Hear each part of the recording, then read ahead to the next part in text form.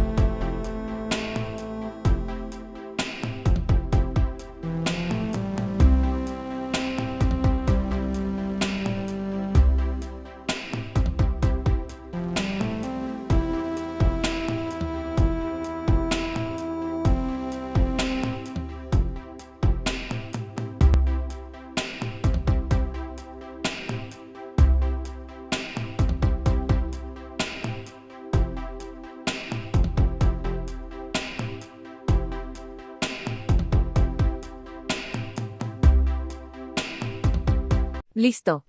Así es como puedes instalar Hytale fácilmente en tu PC o portátil. Si este video te ayudó, no olvides darle me gusta, suscribirte y activar la campana para estar al tanto de las próximas actualizaciones. Gracias por ver.